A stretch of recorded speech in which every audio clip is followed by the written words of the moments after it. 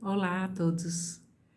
Dando continuidade ao que já iniciamos em outro momento, vamos falar sobre a psicanálise dos contos de fadas, segundo Bruno Bettelheim. Bruno Bettelheim foi um paciente e depois um colaborador de Freud. Eles estudavam juntos e tudo o que vai ser falado sobre a psicanálise dos contos de fadas está diretamente relacionado ao que Freud trabalhou até onde ele chegou. Logicamente que nós poderíamos avançar um pouco sobre isso, trazendo alguns conceitos que Lacan desenvolveu a posteriori, mas a narrativa e toda a compreensão que se tem dos contos de fadas vem a partir disso, daquilo que Lacan, daquilo que Freud, na verdade, né? Daquilo que Freud havia descoberto acerca do psiquismo, o inconsciente, a parte das defesas, e na medida em que formos avançando, vamos tratando de cada uma dessas partes, né? Eu vou me basear nesse texto que é para cada um de vocês, na medida do desejo de vocês, pegarem esse livro, lerem o livro, pensarem sobre o que está escrito. E eu acho que o melhor exercício que se pode fazer acerca disso é se questionar a respeito de cada item que um conto de fadas nos traz. Lembrando assim do que é o mais conhecido, só para exemplificar, vamos lembrar A Branca de Neve. Quais os elementos que são trazidos neste conto? Uma menina que está se tornando mulher, uma mulher que está se tornando passando já para uma idade mais avançada. Quais são as dificuldades que cada uma delas precisa levar em consideração para avançar nesse percurso de vida? O pai da Branca de Neve, o caçador, os anões e todas as dificuldades que a Branca de Neve passou, cada um desses elementos tem algo a nos dizer. Algo a dizer do psiquismo, algo a dizer da nossa própria condição de seres humanos. O que nessa introdução, nessa capa, o que está escrito aqui? O Bruno faz uma radiografia das mais famosas histórias. Quer dizer, existem centenas, cada cultura produziu sua própria mitologia. Então, isso existe entre os astecas, entre os índios brasileiros, entre os nórdicos, enfim, todos produziram algum tipo de conto para transmitir o conhecimento mesmo, né? Então, segundo esta compilação e essa análise, os contos de fadas são considerados pais educadores como irreais, falsos, cheios de crueldade, mas que há algo a mais que fala às crianças e aos adultos também, numa linguagem acessível do que é real dentro delas. Vocês lembram daquela música do gato? Atirei o pau no gato, mas o gato não morreu. Você vê por que essa história faz tanto sucesso entre as crianças? Justamente porque trata de uma agressividade infantil que é necessária que fique dita, que possa ser falada, porque isso acalma as crianças. E é a mesma coisa que acontece aqui. Quando tem um vilão em cada história, que ela é composta por esses elementos, né? O vilão, nada mais é do que a representação da nossa própria maldade, da nossa própria agressividade. Então, às vezes, os pais temem que os contos de fadas afastem as crianças da realidade através de mágicas e de fantasias. Mas o que convém lembrar que dentro da constituição da criança, da constituição psíquica da criança, a vida anímica dela é totalmente cercada pela fantasia, porque não apenas fantasia, mas de um poder que lhes parece natural. Porque quando a criança é muito bebê ainda, o que acontece? Ela chora e um peito aparece, uma mamadeira aparece, a mãe aparece. E o que significa isso para a criança? Significa que quando ela pensa, porque ela não tem consciência de todos os sinais que ela emite, quando ela pensa na mãe, a mãe aparece. E essa característica repetidas inúmeras vezes faz com que a criança cresça acreditando que ela tem poder de pensar e aquilo que ela pensa acontece. E outra característica ainda é que a criança, isso nós vamos ter lá com Piaget dando inúmeros exemplos, né? Que a criança, até por volta dos 5 anos, 6 anos, ela ainda acredita que os objetos têm vida própria. Então, tem a ânima, a alma. E por isso que quando se trata de objetos, ou aquela historinha do Toy Story que os brinquedos ganham vida, isso não é outra coisa senão a própria realidade psíquica da criança, porque ela supõe que aqueles objetos têm vida mesmo. Assim como quando os pais percebem que a criança se machucou quando bateu numa mesa e os pais vão lá falar: mesa malvada, bateu no meu filho, e a criança se sente consolada e acolhida nessa dor porque ela realmente pensa que o objeto tem vida. Então, dessa forma, embora os pais em algumas ocasiões até se angustiem diante de uma narrativa de crueldade ou do politicamente não correto, mas isso é necessário e essencial para a constituição e integração da criança boa e da criança do lado mal da criança, que é natural que todas as crianças têm, e em algum momento elas vão fazer essa integração. Então, quando os adultos se referem fazem a própria interpretação dos seus contos, eles estão fazendo referência à própria compreensão que tem, que é o externo, o mundo circundante, enquanto que o conto de fadas fala de um mundo que para as crianças é mais real.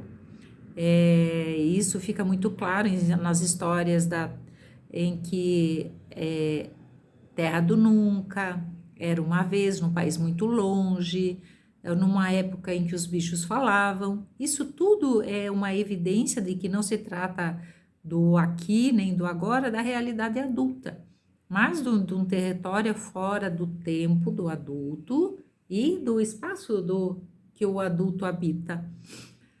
Durante muito tempo, os contos de fadas ficaram esquecidos, desprezados e banidos sob a aplicação de irreais e selvagens. Isso se dá em função de uma defesa que os adultos fazem do seu próprio infantil. Depois, a psicanálise desmistificou a inocência e a simplicidade do mundo da criança.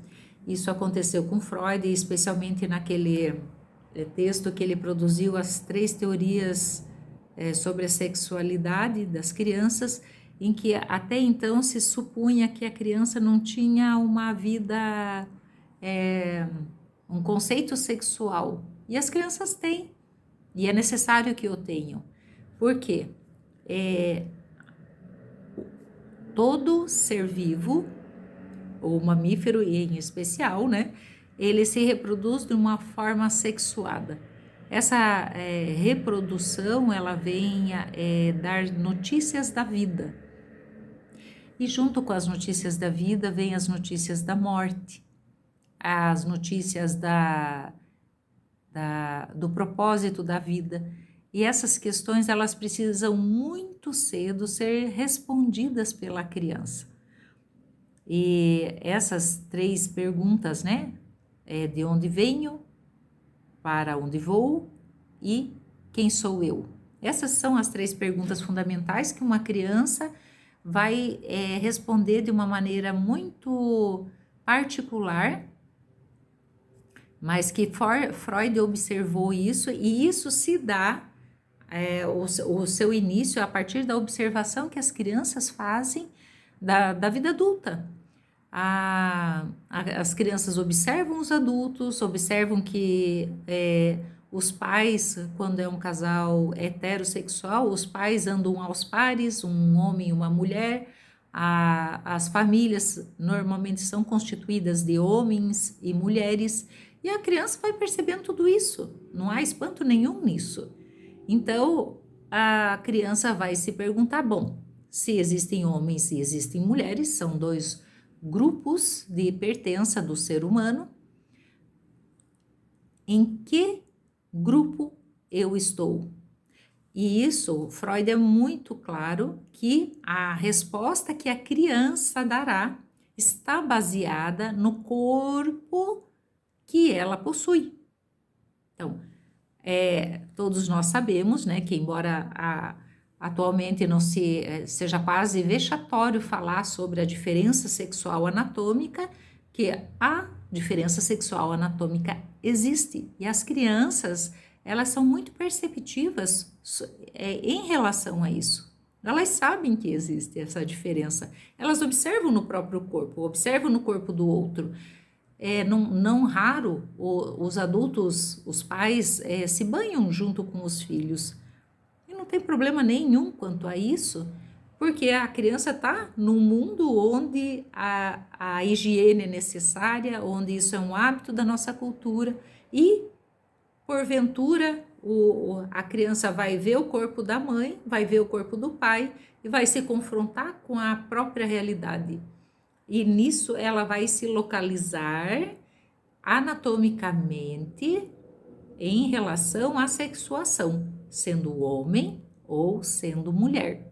Isso, na verdade, é uma questão que nós vamos falar bastante ainda, porque isso está presente em todos os contos, e é um assunto, se hoje é um assunto que precisa ser levado com muita seriedade, com muito respeito, imagine em 1900, 1910, quando Freud estava falando sobre isso. Talvez na época dele a questão não fosse tão, tão difícil como é hoje. Naquele tempo existia uma cultura de que da repressão sexual. Hoje nós temos uma repressão do discurso, que é bem diferente, com consequências diferentes, certo? Vamos dar continuidade aqui. Bom, a psicanálise provou que, na verdade, os pais temem que os filhos os identifiquem com bruxas ou monstros. Será? Ogres e madrastas, e, em consequência, deixem de amá-los. Esse é um tópico que nós vamos ter que entrar obrigatoriamente, porque os pais não devem temer perder o amor dos filhos. É o contrário. Os filhos é que necessariamente precisam temer perder o amor dos pais, porque é isso que vai fazer com que eles abdiquem de uma natureza selvagem ou primitiva para que eles possam aceder à civilidade. É essa perda do selvagem que cada um traz em si, que faz com que a gente faça essa renúncia e entre na vida social. Isso é muito necessário. Então, os pais não devem colocar para os filhos uma demanda de amor. Os pais precisam ser respeitados. Os filhos é que precisam se fazer amar pelos pais. E essa demanda tem que ser muito clara. O que os filhos precisam se perguntar é: o que eu preciso fazer para que meu pai me ame, para que minha mãe me ame, e não o contrário. Porque aí nós teremos uma ruptura da demanda, da civilidade, das necessidades que uma criança irá precisar percorrer para se tornar um adulto autônomo, correto? Porém, ao contrário, podendo vivenciar tudo, identificam-se os pais com os personagens dos contos. Os filhos têm sua agressividade diminuída, podendo amar os pais de maneira muito mais sadia.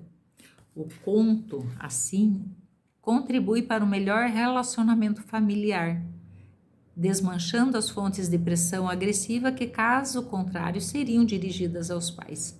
Então, o que nós vemos hoje, um excesso de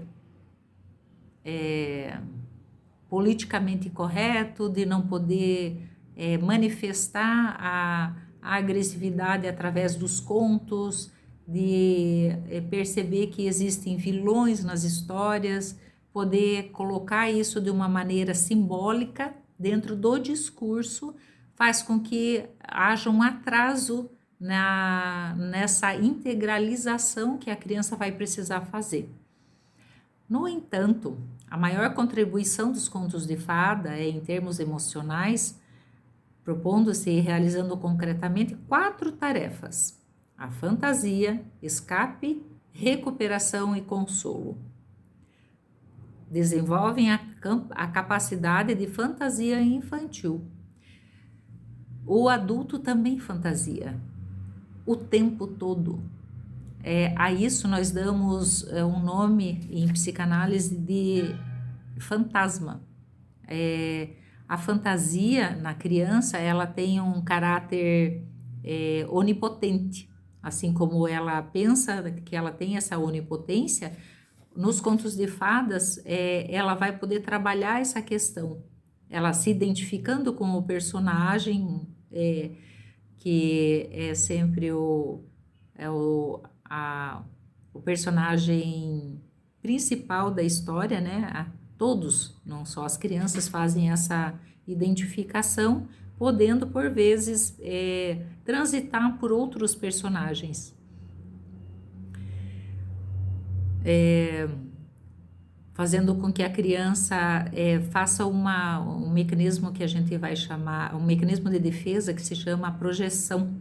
A projeção serve para que a criança identifique no outro aquilo que lhe é próprio.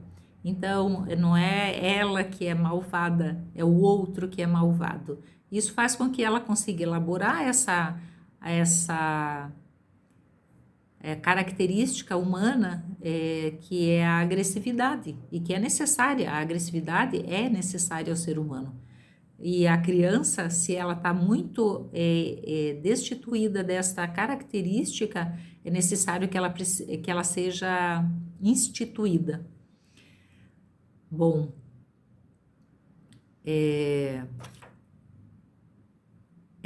nos contos de fadas também são trabalhados as questões como a rejeição, conflitos edípicos, rivalidade com os irmãos, sentimentos de inferioridade, e os contos ainda aliviam as pressões exercidas por esses problemas, favorecem a recuperação, porque, lembrando do Patinho Feio, né, o conto de Hans Christian Andersen, o patinho, todas as crianças se identificam a ele porque em algum momento é necessário que assim o seja, em algum momento a mãe os rejeita.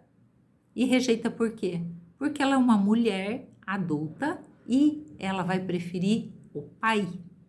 E nisto a criança se sente excluída desse núcleo familiar.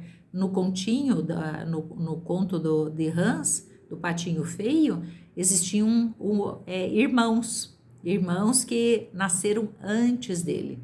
Então ele é o último a nascer. O ovo que ele foi gerado já era diferente. Então essa diferença já vem sendo anunciada desde a sua concepção. E todas as crianças, em algum momento, se sentem diferentes dos outros. Veem os outros todos como iguais.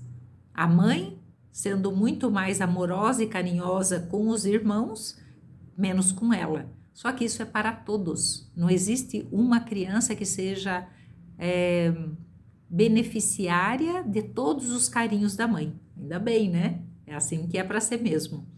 Então, a questão da rejeição, dos conflitos edípicos, no caso da Branca de Neve, né? A madrasta é o personagem da mãe, é modificado para que seja suportável. A rivalidade com os irmãos, no caso da Cinderela, é um conto muito clássico, né? Da menina que é preterida pela mãe em função das outras irmãs, e como que isso tudo discorre como uma reparação no final das contas, né? E os contos de fada, eles também têm o intuito de levar a criança a pensar na superação, na suportabilidade do que está acontecendo na vida dela, naquele momento em que ela lê, na propulsão da fantasia. Então a criança vai fantasiar a respeito daquilo que ela escutou, das fantasias, que elas são ótimas para isso, né? Alguns contos, não todos, têm final feliz, mas não todos.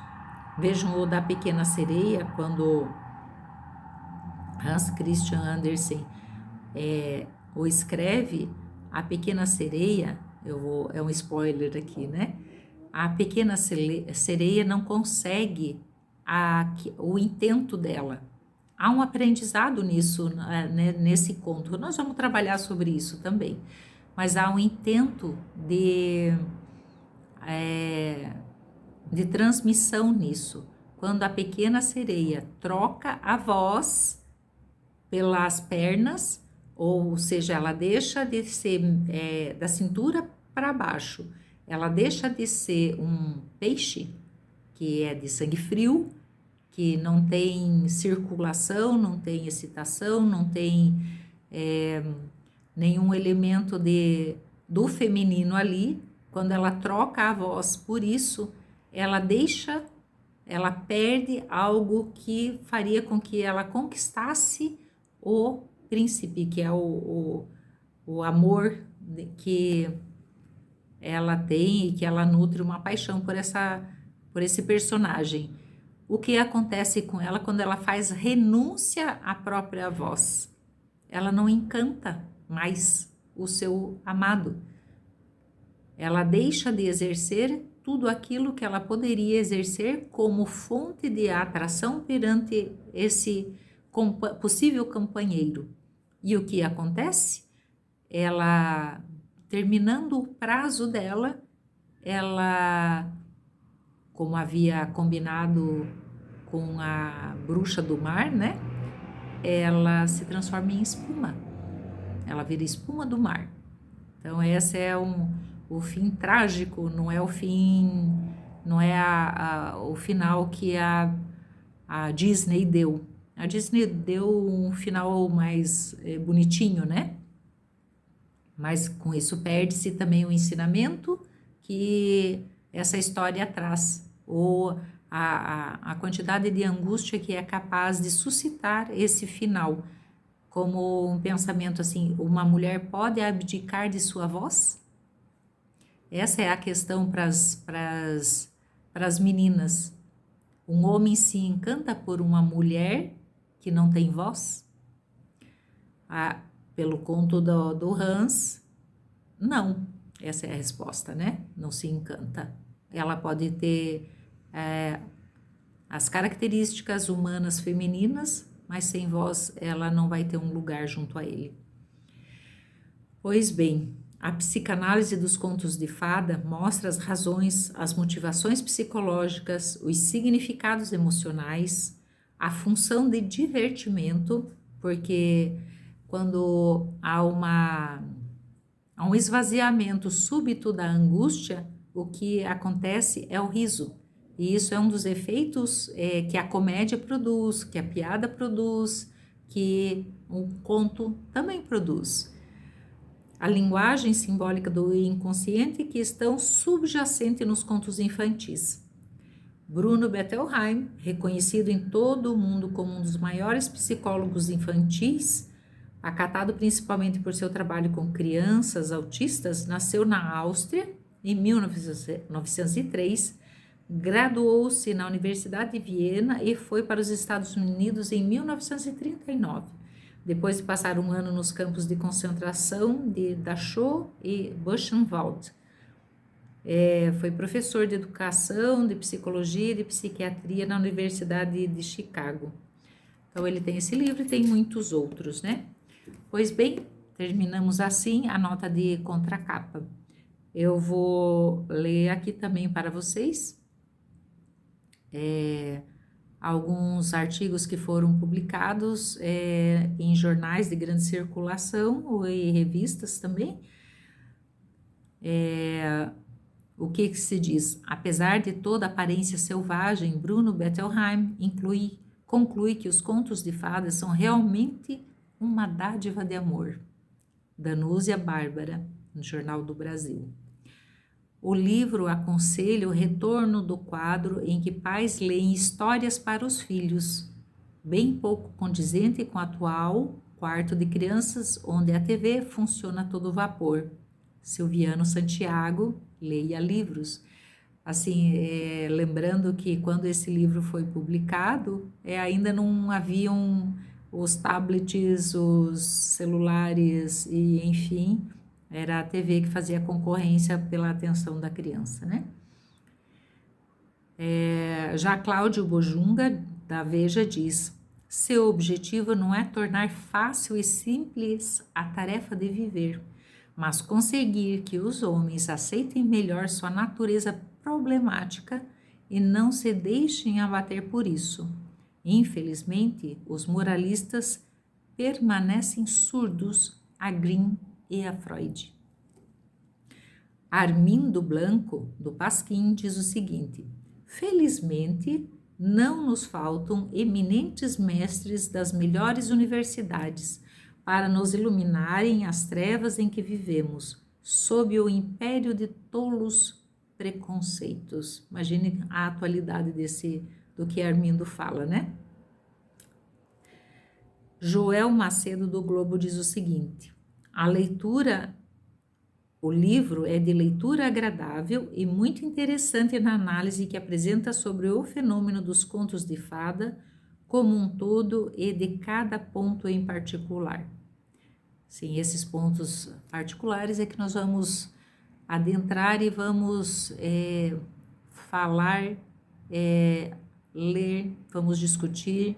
E se vocês tiverem perguntas, mandem as perguntas, vamos